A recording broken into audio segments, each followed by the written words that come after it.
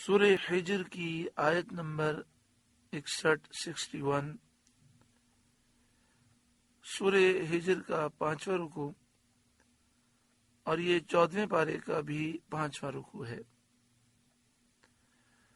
اللہ رب العالمین نے ارشاد فرمایا فلما جاء آل لوط المرسلون، پس جب لوط کے گھر فرشتے آئے، خوبصورت نوجوانوں کی شکل میں فرشتے آئے، اور حضرت لوط علیہ السلام کو اندیشہ ہوا کہ قوم ان کے در پہ ہوگی۔ قالا، تو آپ نے فرشتوں سے فرمایا، قالا، حضرت لوط نے فرمایا، انکم قوم منکرون، تم تو کچھ بیگانہ لوگ ہو،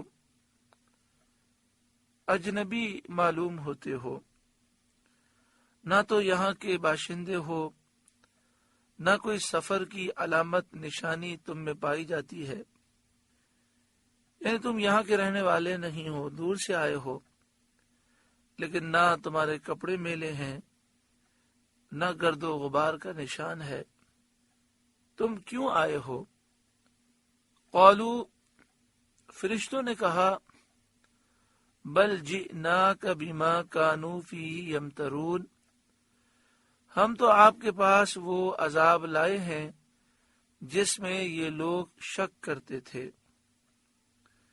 جس عذاب کے نازل ہونے کا آپ اپنے قوم کو خوف دلایا کرتے تھے اور قوم کے لوگ اس عذاب کو جھٹلاتے تھے، اس عذاب کو ہم لے کر آئے ہیں۔ وَأَتَيْنَاكَ بِالْحَقِّ وَإِنَّا لَصَادِقُونَ، اور ہم آپ کے پاس سچا حکم لائے ہیں اور ہم بے شک سچے ہیں۔ فَأَسْرِ بِأَهْلِكَ بِقِطْعٍ مِّنَ اللَّيْلِ، تو اپنے گھر والوں کو کچھ رات رہے لے کر باہر جائیے، یعنی رات کا جب اکثر حصہ گزر جائے تو آپ اپنے گھر والوں کو اس بستی سے باہر نکال دیں۔ وَاتَّبِعْ أَدْبَارَهُمْ، اور آپ ان کے پیچھے چلیے، اپنے گھر والوں کو آگے رکھیں اور آپ ان کے پیچھے چلیے۔ وَلَا يَلْتَفِتْ مِنْكُمْ أَحَدٌ، اور تم میں کوئی پیچھے مڑ کر نہ دیکھے۔ وَامْضُوا حَيْثُ تُؤْمَرُونَ، اور جہاں کو حکم ہے سیدھے چلے جائیے۔ یعنی قوم پر کیا بلا نازل ہوئی ہے اور وہ کس عذاب میں مبتلا کیے گئے ہیں، کوئی بھی آپ میں سے پیچھے مڑ کر نہ دیکھے۔ حضرت عبداللہ بن عباس رضی اللہ تعالی عنہما نے فرمایا، حکم ملک شام کو جانے کا تھا کہ آپ یہاں سے ملک شام تشریف لے جائیے۔ وَقَضَيْنَا إِلَيْهِ ذَلِكَ الْأَمْرَ، اور ہم نے انہیں اس حکم کا فیصلہ سنا دیا، أَنَّ دَابِرَ هَؤُلَاءِ مَقْطُوعٌ مُصْبِحِينَ، کہ صبح ہوتے ان کافروں کی جڑ کٹ جائے گی، یعنی تمام قوم صبح ہوتے ہی عذاب سے ہلاک کر دی جائے گی۔ وَجَاءَ أَهْلُ الْمَدِينَةِ يَسْتَبْشِرُونَ، اور شہر والے خوشیاں مناتے آئے، یعنی شہر سدوم کے رہنے والے حضرت لوط علیہ السلام کی قوم کے لوگ حضرت لوط علیہ السلام کے یہاں خوبصورت نوجوانوں کے آنے کی خبر سن کر برے ارادے کے ساتھ، ناپاک نیت کے ساتھ خوشیاں مناتے آئے۔ قال، حضرت لوط علیہ السلام نے فرمایا، ان ہؤلاء ضیفی، بے شک یہ میرے مہمان ہیں، اور مہمانوں کا اکرام کرنا، ان کی عزت و تعظیم کرنا لازم ہوتا ہے۔ تم میرے مہمانوں کی بے حرمتی کا ارادہ نہ کرو۔ فلا تفضحون، تم مجھے رسوا نہ کرو، تم مجھے فضیحت نہ کرو، کیونکہ مہمانوں کی رسوائی میزبان کے لیے خجالت اور شرمندگی کا سبب ہوتی ہے، لہذا تم ان کی بے حرمتی کرو گے تو میں رسوا ہو جاؤں گا۔ واتقوا اللہ، اور اللہ سے ڈرو، ولا تخزون، اور مجھے رسوا نہ کرو، ان کے ساتھ برا ارادہ کر کے مجھے رسوا نہ کرو۔ یہ بات سن کر قوم کے لوگ کہنے لگے، قالو، وہ بولے، اولم ننہک عن العالمین، کیا ہم نے تمہیں منع نہ کیا تھا کہ اوروں کے معاملے میں دخل نہ دو؟ آپ کو کیا ضرورت تھی انہیں اپنے گھر میں داخل کرنے کی؟ انہیں اپنا مہمان بنانے کی کیا حاجت تھی؟ جب یہ ہماری بستی میں آئے ہیں تو ہم جو چاہیں ان کے ساتھ کریں۔ قالوا اولم ننہک عن العالمین، بولے کیا ہم نے تمہیں منع نہ کیا تھا کہ اوروں کے معاملے میں دخل نہ دو؟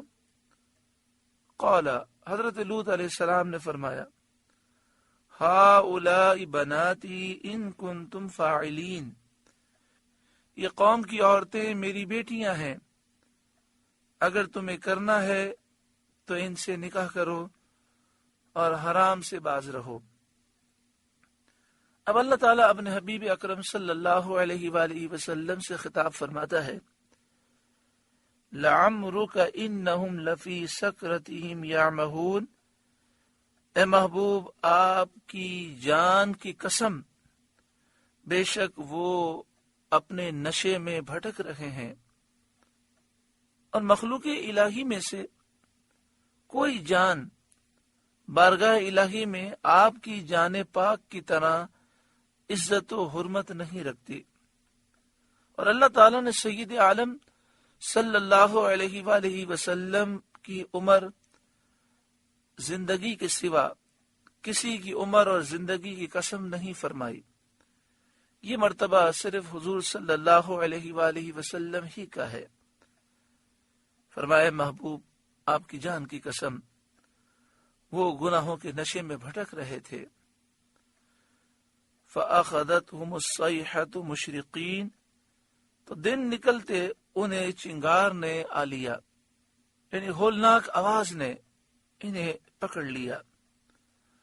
فَجَعَلْنَا عَالِيَهَا سَافِلَهَا، تو ہم نے اس بستی کا اوپر کا حصہ اس کے نیچے کا حصہ کر دیا، اس طرح کہ حضرت جبریل علیہ السلام اس خطے کو اٹھا کر آسمان کے قریب لے گئے اور وہاں سے اوندھا کر کے زمین پر ڈال دیا۔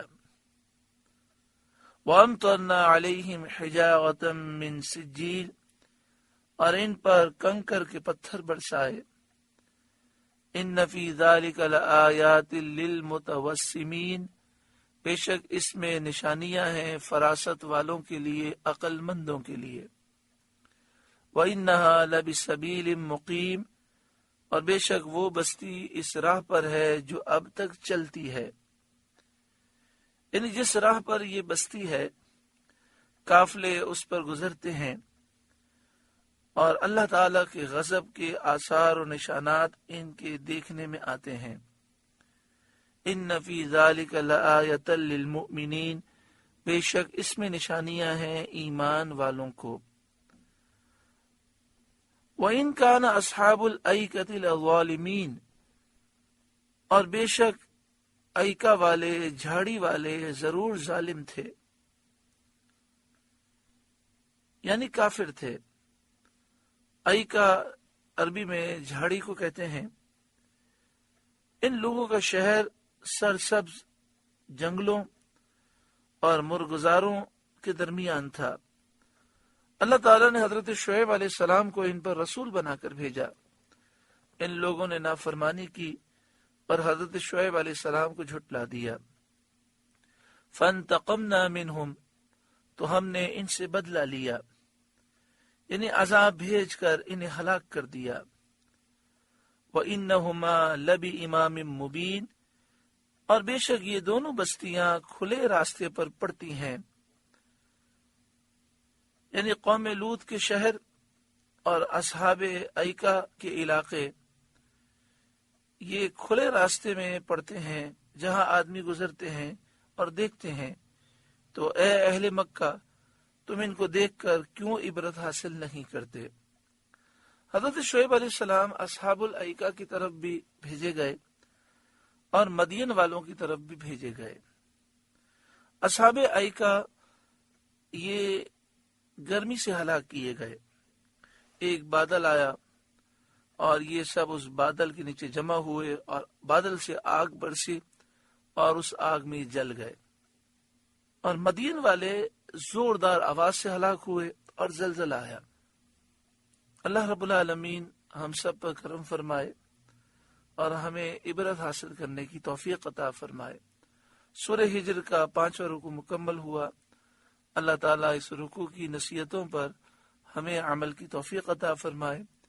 قوم لوط کا پھر ذکر کیا گیا۔ اللہ تعالیٰ ہمیں اپنی نگاہوں کی حفاظت نصیب فرمائے۔ اللہ ہماری آنکھوں کو، ہمارے دل و دماغ، سوچ و فکر کو، ہماری نسلوں کو، ہمارے نوجوانوں کو اللہ تعالیٰ ہر گندگی سے پاک فرمائے، بے حیائی، فحاشی اور یانی سے ہمارے اس معاشرے کو ہمیشہ کے لیے نجات عطا فرمائے۔ آپ سے گزارش ہے کہ قرآن کے اس پیغام کو آگے پہنچا کر ثواب جاریہ حاصل کریں۔